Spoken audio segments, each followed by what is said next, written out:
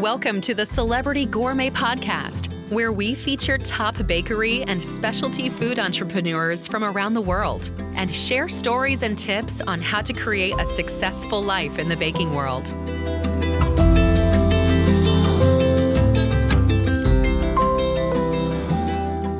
Hi, I'm Odette D'Aniello, the host of the Celebrity Gourmet Podcast, where I interview bakery and specialty food entrepreneurs to hear how they live fun lives with financial freedom while running their businesses.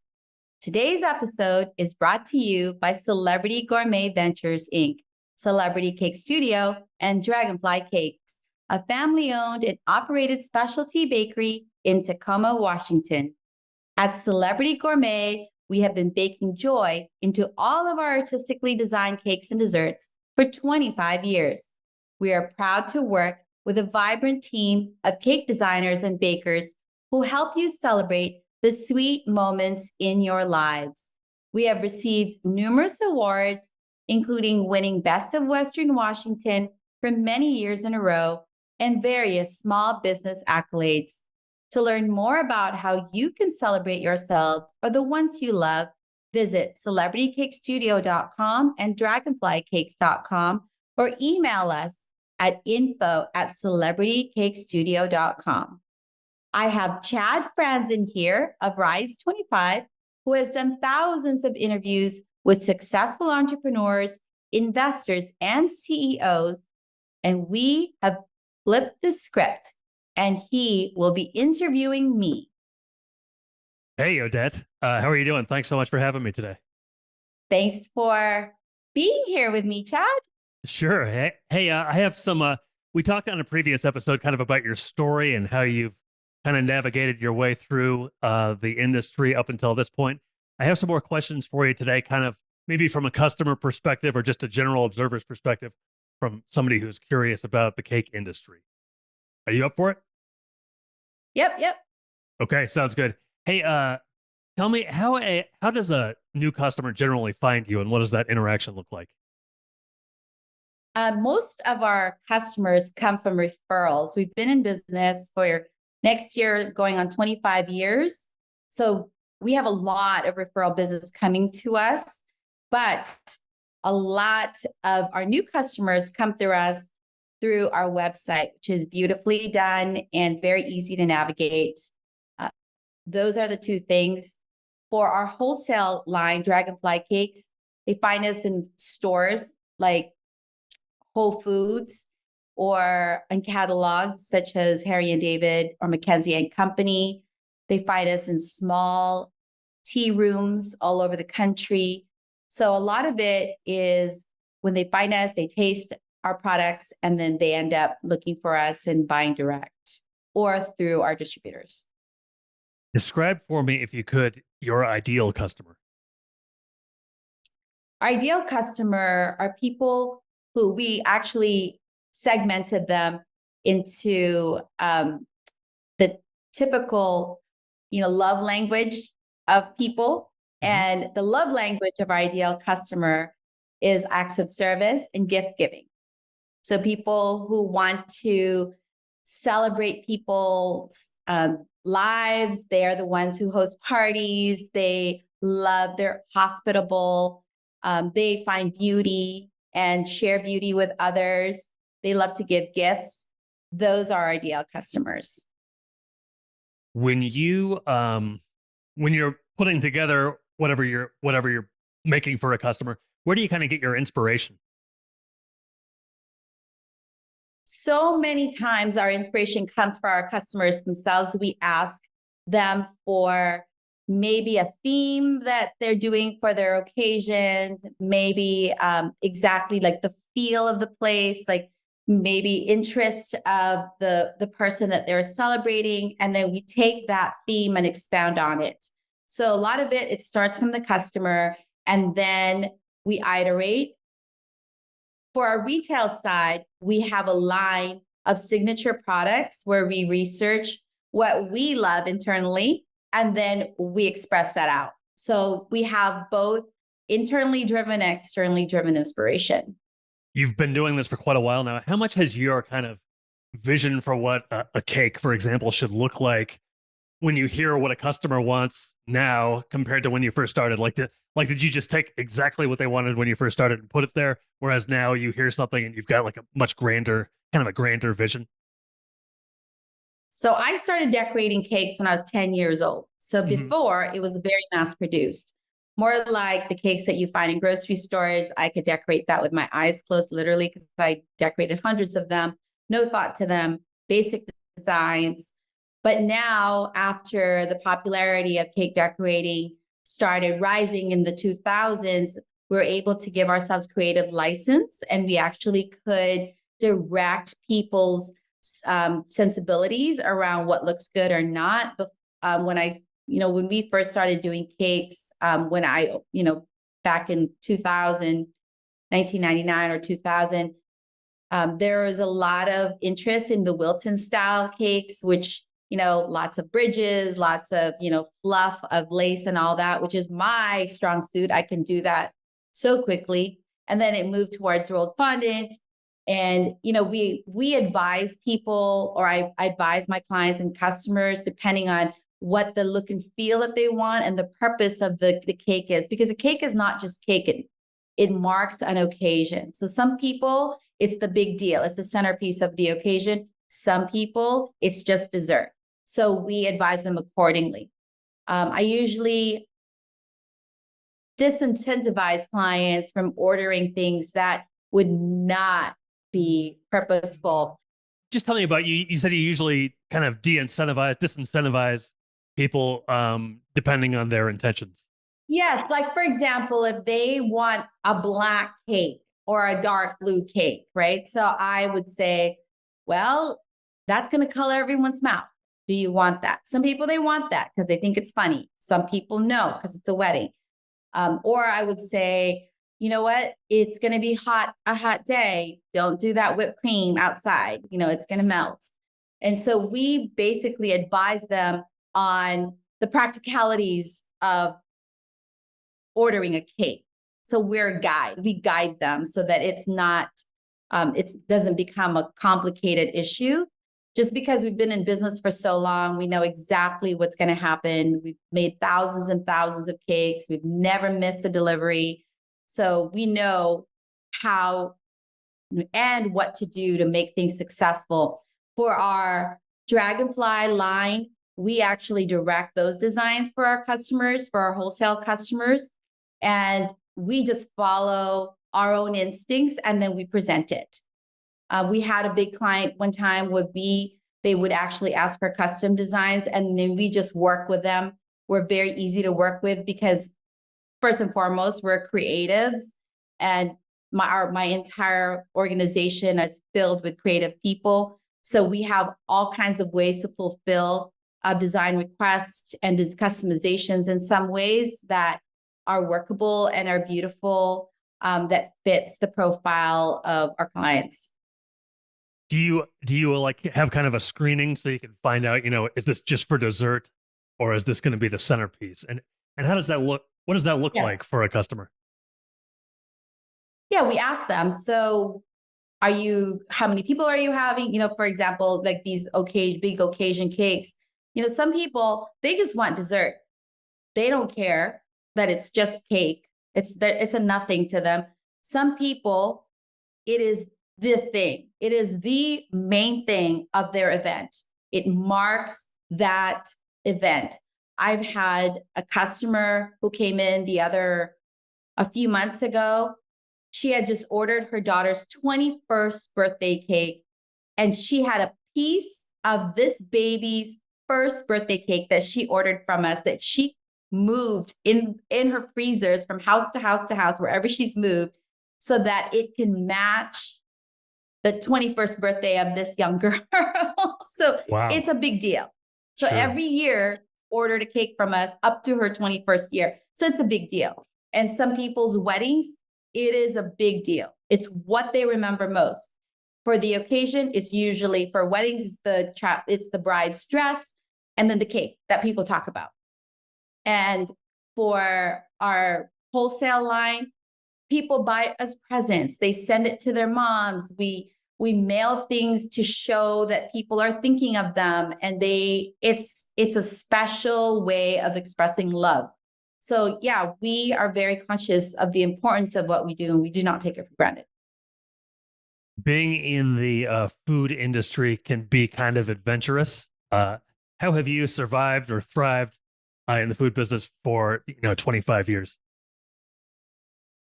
I think that it has been a fun journey in quotes because we started with such low expectations, and now, we have been in business for 25 years. And what has really motivated me and my sister and the rest of my family is that we find it fun.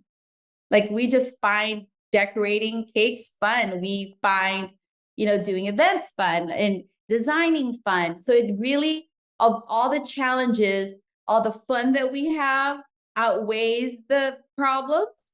So we have this way of like, well, it was hard, but at least we had fun, so it's usually we're motivated by all the fun things that we can do. Like, who doesn't want to be in a space where everybody so loves you because you do beautiful things and you mark memories in such a way that's just beautiful and delicious. And everywhere I go, when I say, what do you do? I'm like, I'm a cake designer. I own a bakery. I'm like, no, hey, and now that kids love it, they're like, oh my gosh, that's what I want to do.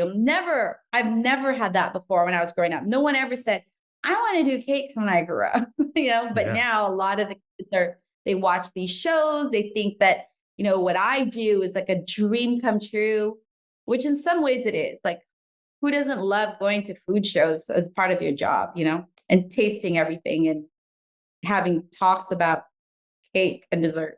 Sure, sure. Hey, you mentioned your sister. I know it's a family business. How many family members do you work with? So my sister's my partner. My first cousin, Wallace, who's like my brother, who's the same age as my sister, is our production manager and has been our baker since we opened. And my husband works with me in the capacity of being my go-to guy because he's a teacher full time, but he's my honeydew, right? So he helps me a lot, and he helps my sister a lot because my sister, I am the CEO of the business, the visionary. My sister is the integrator. If you know what the EOS entrepreneurial operating system is, my sister is the COO of the business. Now my kids are part of the business. So my daughter, Milana, is graduating from the University of Arizona this weekend, and she is graduating with a data management information systems degree, and she heads our marketing team.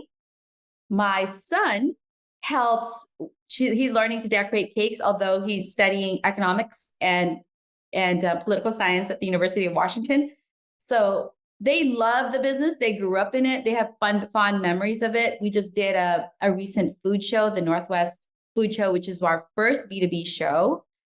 And my kids signed us up for it. They set up the booth. They talked to the customers. They, met with key accounts. They were so excited to represent our family business. And, my goddaughter, who is also a senior at UCLA, helps with our social media. So yeah, we're a big family.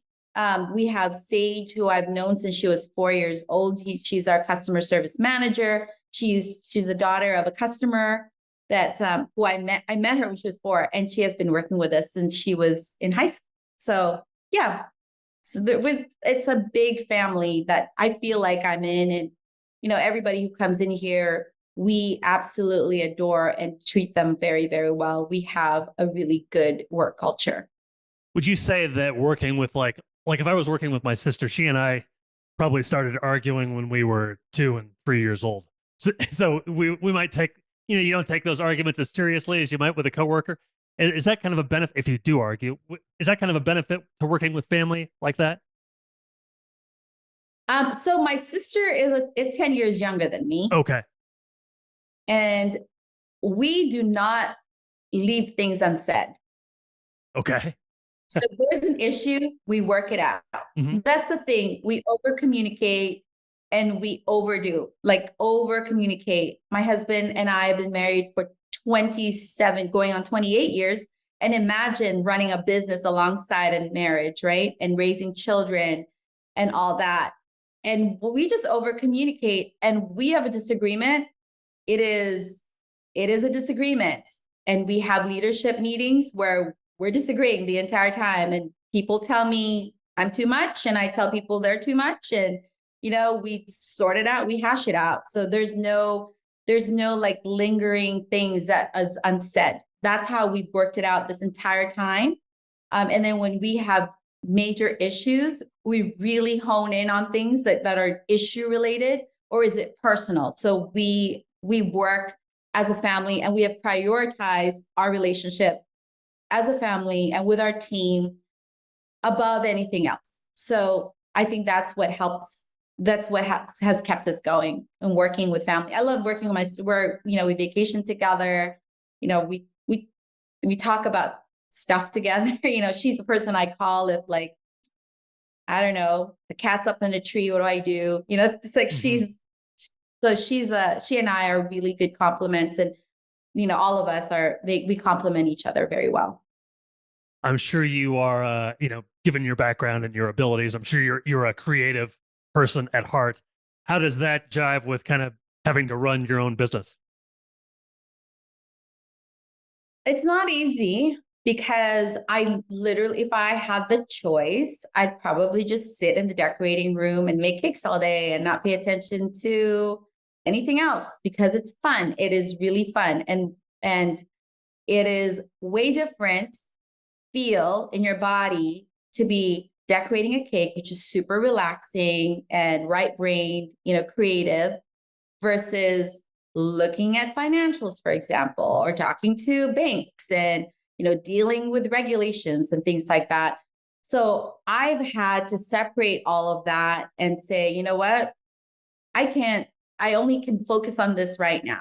And then I would just focus on things. And I basically relegated the design and the decorating part to my very capable team, who are much better than me. And then I just, I chime in with suggestions, but they basically have taken this business into another level of design, because I'm the oldest person in the bakery. We have a very young team. So yeah, for me, I've just relegated myself to a leader, and I keep the ship balanced and sailing forward, so that's where I am. And I expend a lot of my energy, supporting my team.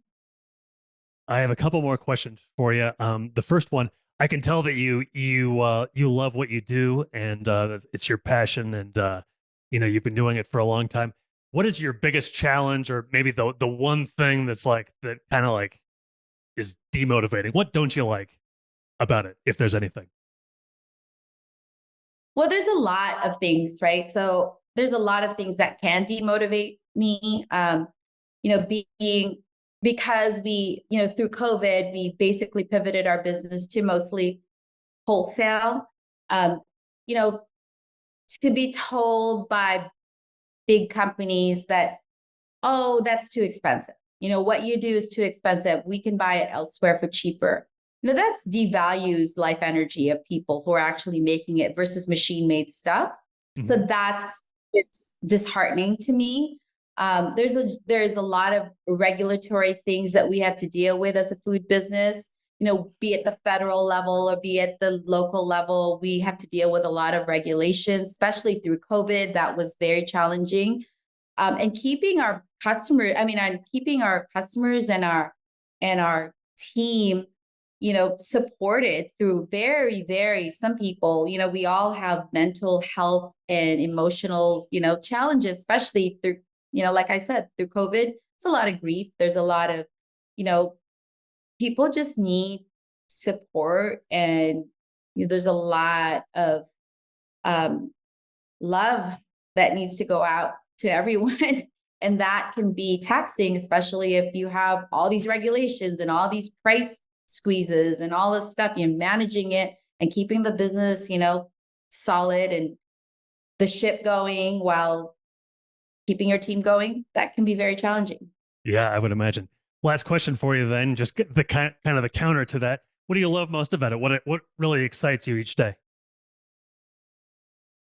The creative part of the business, and also our customers love us. We have customers who absolutely love us, who've been with us for many, many years, would be so devastated if anything happened to us.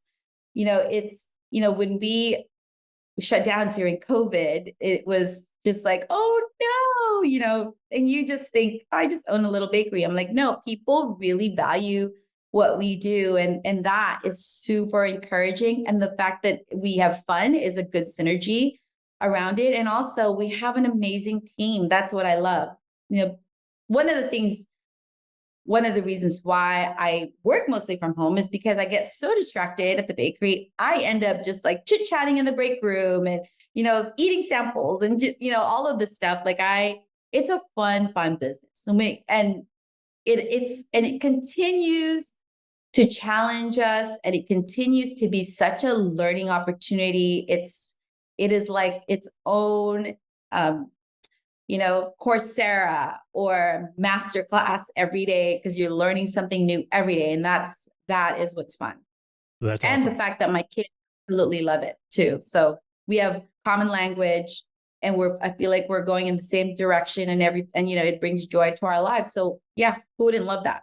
Yeah, that's great. I have one more question. You said you've had customers that have been with you for a long, long time. As just kind of an ignorant guy, my wife and I got a cake when we got married, and that's really the only cake I've ever specially bought. What other occasions do people, come to you for? And Yeah, why would it so last they get over the married. years? Mhm. Yeah, they get married, and then they have a baby, and we do their baby shower. They do their first birthday, second birthday. We've done people's graduation. We do cakes for people's cats' birthdays. I mean, seriously, we do so many. It is not just a cake. It's really like, how do you mark at a special occasion in your life?